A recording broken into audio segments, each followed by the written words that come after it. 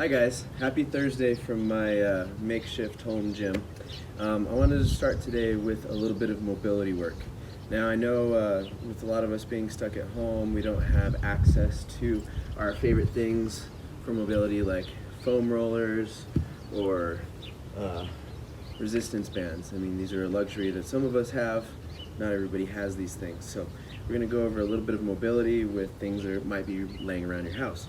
All right, so I would love to move all the lactic acid in my quads, my lower back, my calves, my hamstrings around with a nice foam roller, but sometimes we don't all have these things. So one thing laying around pretty much everybody's house that we can use is a water bottle. If you have a Nalgene water bottle, this will work. If you have a Hydro Flask, this will work as well. A full would probably work best. And doing this on a soft surface like a yoga mat will actually help as well. Trying not to dent your water bottle. So I'm going to start with my quads. Okay, I'm going to lay my water bottle on my mat. I'm going to start from the top of my hip, move to the top of my knee. All right, I'm going to do a good amount of passes, about 15 passes before I find just underneath my hip. I'm going to bend my knee to a 90-degree angle, and I'm going to windshield wiper. Windshield wiper, 10 to 12 times should do. And then I will move the water bottle to mid-thigh. Do the same thing, windshield wiper, about 10 times to each direction. More if you feel like you need it. And then to just above my knee, all right? Getting all parts of that quad, all right? I'm gonna make sure I get both sides the same amount of times. If you find some spicy spots, make sure you sit into those. You can also do this kind of rolling with a lacrosse ball. Now, not everybody has a lacrosse ball laying around their house or a mobility ball, but for those of us with pets, we might find a lot of these. Some might be gross, some might not be, but a tennis ball works just as good to get into those spicy spots. Now, with our no drool dog ball or with our lacrosse ball or mobility ball, whichever you might have laying around, we're going to get into our deltoids, okay? So our front delt. So I'm going to place my lacrosse ball or my tennis ball right in between my front delt and my pec muscle, all right in that crease there. I'm going to lay on my surface and smash that ball into the floor, and I'm going to take the same side arm and drape that forearm across my lower back, okay?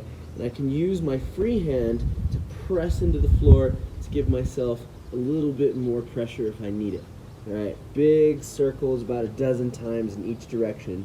Make sure you're getting onto both sides, all right? Now, if you have a band lying around, good on you. But for those of us who don't, a lot of us need to use belts. Okay, it doesn't need to be a fancy belt. You'll notice mine's been eaten by my dog a little bit. Okay, so I'm gonna lay on my back and then place my belt around the arch of my foot. All right, from here, I'm gonna bring my foot to the sky, try to lock my knee out as much as possible, really getting into those hamstrings. All right, then if I'm comfortable here, I'm gonna open up to the side, trying to keep that knee as locked out as possible, trying to get my leg at a 90-degree angle with my body. Okay, back up, down, up, to the side.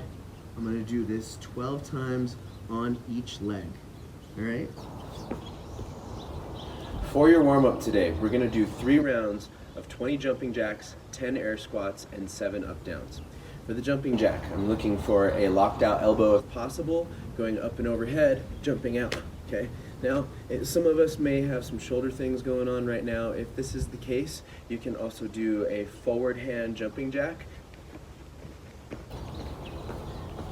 They look a little silly, but very effective. For our air squat, my feet are gonna be just underneath my hips. I'm gonna send my hips back like I'm looking for a chair with my butt. Drop my hip crease below the top of my knee, keeping my chest nice and proud. Stand, squeeze your butt at the top, closing those hips off all the way. All right, and then for the up down, it's a half of a burpee, all right? So I'm gonna drop my hands to the floor, kick my feet back to my plank position, jump my feet back to my hands, stand, squeeze your butt at the top. Make sure to squeeze those butts. that brings us to today's workout. We're doing 4 rounds of a 4-minute AMRAP of 10 odd object ground to overhead, 10 goblet squats with that odd object, and 10 hollow rocks, followed by a 1-minute rest in between rounds. All right, so not all of us have the luxury of having a plate or a dumbbell for ground to overhead and goblet squats, okay? So instead, I'm gonna look around my house to see what might be heavy, challenging. So today I have a quarantine size bag of white rice that I could use. All right, this is really kind of malleable, kind of like a sandbag. So what I'm gonna do, I'm gonna get my hands underneath my bag of rice, get my thumbs over so it doesn't fall on my head. I'm gonna touch it to the floor, bring it up, extend my arms at the top, okay? Now, for some of us, a 10-pound bag of rice doesn't really feel like much, all right?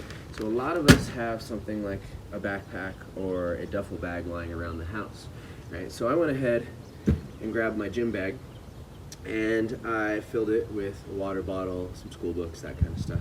I'm gonna grab right at the sides of my bag, touch the bottom of my bag to the floor, and simply lift it up over my head, kind of like Rafiki and Simba in The Lion King.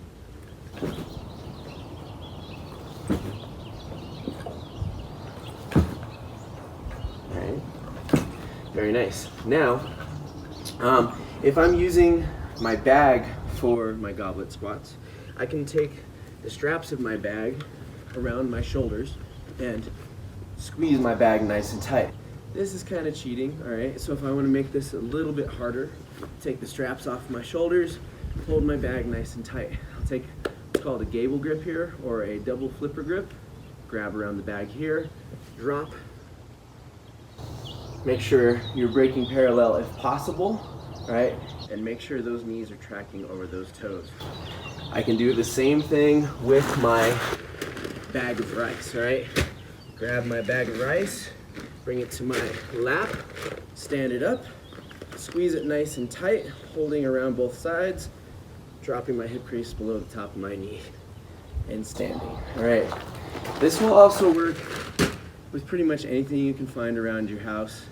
You can use your dog if your dog's well behaved enough, or any really odd object. Just make sure you've got a good hold on it. All right, now for the hollow rock.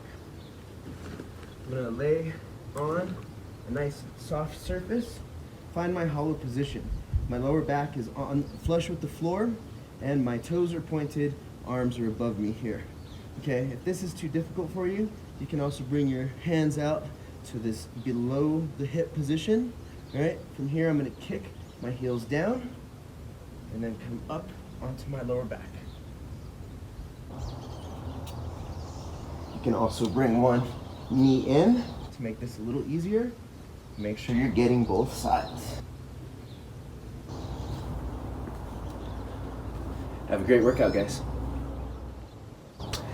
So a lot of us have nothing but time on our hands right now. So why not work on something that makes you a little uncomfortable? And something that makes a lot of us uncomfortable is being upside down. Right? I personally like being upside down a lot, but that's just me. So a lot of people in the gym are working on handstands or handstand push-ups. So a good place to start is with a nice headstand. All right, so not all of us have an ab mat lying around. If you do, ab mat is a great thing to cushion your head with. But most all of us have a pillow, I would hope, anyway, laying around your house. So I'm gonna take my pillow and I'm gonna find a nice even surface, right? I'm gonna place my thumbs right at the corners of the bottom of my pillow, right? And from here, I'm gonna create a triangle with the tips of my thumbs and my crown of my head. Okay? Now from here, I'm going to bring myself up into what's called a pike position, trying to get my spine nice and straight. And then I'm going to bring my knees to my elbows, one at a time. I'll start with my left, and then with my right. Okay, my hands and my head are creating a tripod, which is holding me nice and stable. Okay, you can work on this to start, and then maybe from here we go from stepping up with one knee to stepping up with two knees.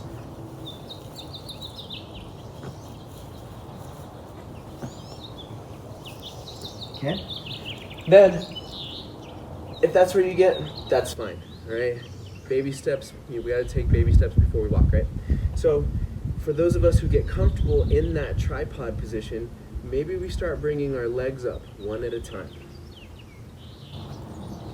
Elbows to knees, one leg up, other leg to meet it, squeeze your heels together, squeeze your butt in this position. Okay? From here, you can always drop your knees down, or you can bring your knees back to your elbows to dismount. Now, what happens if we start to go over? This is a big fear most people have, right? Which is a valid fear. You're upside down, you start falling backwards, it's very uncomfortable. So, if I start to go over from my tripod position or from my feet up position, I'm going to tuck my chin into my chest and round my back, all right? And that's going to make me roll right out of this. I'll try and demonstrate for you.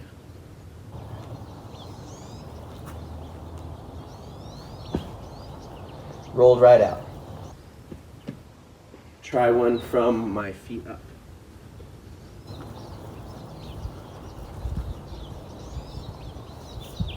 Tuck the chin, round the back. Have fun with it, guys. Stay safe out there.